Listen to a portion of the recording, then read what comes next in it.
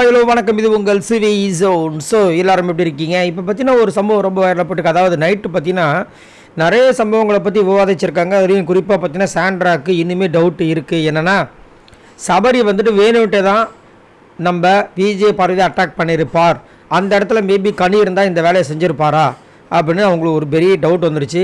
இதைத்தான் நான் முதலேருந்தே சொல்லிகிட்டு இருக்கேன். இப்போ அடுத்தது என்னென்னா பிரஜன், சாண்ட்ரா, திவ்யா எல்லாருமே சேர்ந்து கமருதுன்னு கலாய்க்கிறாங்க. அதாவது இவங்க 3 பேரும் இப்போ வந்து ஒரு கூட்டாக வந்து விஜய் பார்வதிக்கிட்டையும் கமருதன்கிட்டையும் சேர்ந்துருக்காங்கன்றனா அதுக்கு என்ன காரணம்னா இந்த 3 பேரை அந்த அன்பு கேங் போடுறதுக்கு இது பண்ணிகிட்டு இருக்காங்க. அவங்கள வெளியேற்றுறதுக்கு எல்லா குரூப்ஸுமாக சேர்ந்து நாமினேட் பண்ணுறதுக்கு விஷயங்கள் போயிட்டுருக்கு. அதனால தான் இங்கேயே வந்திருக்காங்களே தவிர விஜய் பார்வதி கமருதீன் சூப்பராக ப்ளே பண்ணுறாங்க, அவங்க ரொம்ப நல்லவங்கலாம் உள்ள வரல. அதை முதல்ல அவங்க புரிஞ்சுக்கணும், நம்மளும் புரிஞ்சுக்கணும். ஏன்னா இங்கே அதுக்கு உண்டான ஒரு விஷயந்தான் நடக்குது. பிரஜன் சொல்கிறாரு கமருதுக்கெல்லாம் வந்து புத்தியே கிடையாதுன்றாரு. ஏன் புத்தி கிடையாதான்?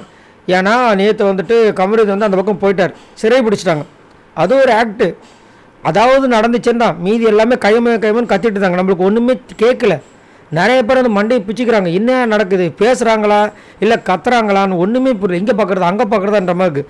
நம்மளுக்கே இப்போ இருக்குன்னா அது எடிட்டிங் டீம் என்ன பண்ணுவாங்க பாருங்கள், யாரை ஃபோக்கஸ் பண்ணுறது, புரியுதுங்களா? அதில் சிறை பிடிக்கிற மாதிரி ஒரு ஆக்ட் நடந்துச்சு, சந்தோஷம். இதாவது ஒன்று நடந்துச்சு அப்படின்னா இங்கே வந்து பிரஜன் வந்து கமருதனுக்கு புத்தியே இல்லைன்றார். சரி, பிரஜன் அப்படி என்ன பண்ணார் அப்படி யோசிச்சு பார்த்தீங்கன்னா அவரும் ஜாலியாக வந்து அங்கே இருந்தார், அவரோட கேரக்டர் பண்ணிகிட்டு இருந்தார். மற்றபடி என்ன பண்ணிகிட்டு இருந்தார், நடுவில் செக்யூரிட்டி மாதிரி கை நீட்டிகிட்டு இருந்தார். சாண்ட்ராவும் வந்துட்டு அவங்களாம் ஒரு ஆளே இல்லைன்றாங்க. ஸோ அப்போ தான் நம்மளுக்கு தெரிய வருது, ஓஹோ அப்போ உள்ளே வந்துட்டு உள்குத்து இருக்குது அப்படின்ட்டு. திவ்யா என்ன சொல்கிறாங்கன்னா இவனை வந்துட்டு பேசி ஏமாற்றி அங்கே கூட்டிகிட்டு போய் சிறை வச்சிட்டாங்க, அவெல்லாம் ஒரு ஆள், இதை கூட அவனுக்கு ஒன்றும் யோசிக்க மாட்டான் அப்படின்ற மாதிரி சொல்கிறாங்க. அதுக்கப்புறம் வந்துட்டு இங்கே வந்து ரொமான்ஸ் பண்ணிகிட்ருக்கான் விஜய் பார்வதிக்கிட்ட. உங்களுக்கு தேவைன்னா வெளியே போய் பண்ணுங்கள், இங்கேயும் பண்ணுறீங்கன்னு கேட்குறாங்க. இவங்க இப்படி தான் விளையாடணும்னு சொல்கிறதுக்கு இவங்க யார்? அவங்க கேவலமாக விளையாடுறாங்களோ நல்லா விளையாடுறாங்களோ நல்லா விளையாடாமல் இருக்காங்களோ அது அவங்களோட விஷயங்கள். இன்னுமே இவங்க 3 பேர் என்ன நினச்சிட்ருக்காங்கன்னா இந்த பிக் பாஸ் வீட்டுக்கு நாங்கள் தான் அடுத்த பிக் பாஸ் அப்படின்னு நினச்சிட்ருக்காங்க. அப்படி கிடையாது. இது வந்துட்டு அவங்க ஒரு கண்டஸ்டன்றதை வந்து அவங்க புரிஞ்சிக்காமல் இன்னுமே அடுத்தவங்க பேரவே குறை சொல்லிட்டு இருக்காங்க. நீங்கள் 3 பேரும் நேற்று நடந்த டாஸ்க்குக்கு என்ன பண்ணீங்க அப்படின்னு கேட்டிங்கன்னா சாண்ட்ரா 0, பிரஜன் 0, திவ்யா வந்து அங்கே உள்ளே வந்துட்டு கலகத்தை உண்டு பண்ணி பிரச்சனை பண்ணிகிட்டு இருந்தாங்க.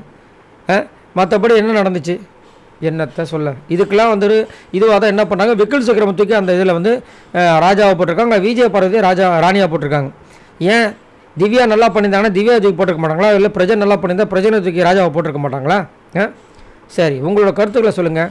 கமருதனை பற்றி இவ்வளவு மோசமாக பேசுகிறாங்களே, இதை பற்றி என்ன நினைக்கிறீங்க? மறக்காமல் கமெண்ட்ஸ் பண்ணுங்கள். பாய் நண்பர்களே.